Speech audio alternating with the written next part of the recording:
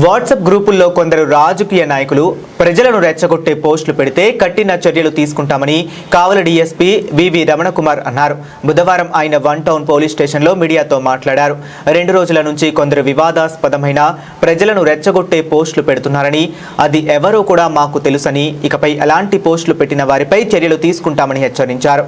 గ్రూపుల్లో ఏమున్నా వార్తలు పెడితే ప్రజలకు, సమాజానికి ఉపయోగపడేలా ఉండాలి కానీ కక్షలు, కోపాలు, గొడవలు వచ్చేలా ఉండకూడదని, వివాదాస్పదమైన సంభాషణలు గ్రూపుల్లో జరుగుతున్నప్పుడు ఆ గ్రూపు అడ్మిన్లు వాళ్ళకి చెప్పడమా లేక వెంటనే వాళ్ళను గ్రూపులోంచి తీసేయడమా జరిగేలా చేయాలని, తదుపరి యాక్షన్ పోలీస్ శాఖ పరంగా మేము వారిపై కఠిన చర్యలు తీసుకుంటామని చెప్పాడు.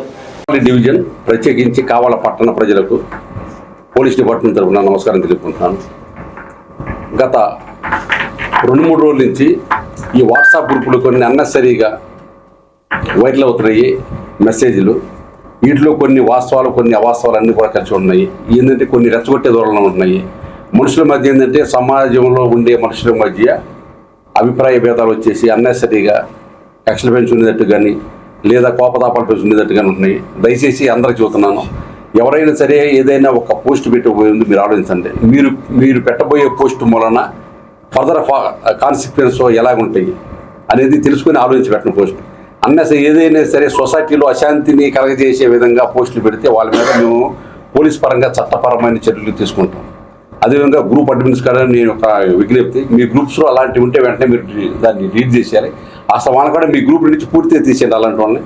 ఇప్పుడు ఏదైనా మనం ప్రతి ఒక్కరు కూడా సమాజంలో బాధ్యతాయుతంగా మన పౌరులుగా ఉండాలి.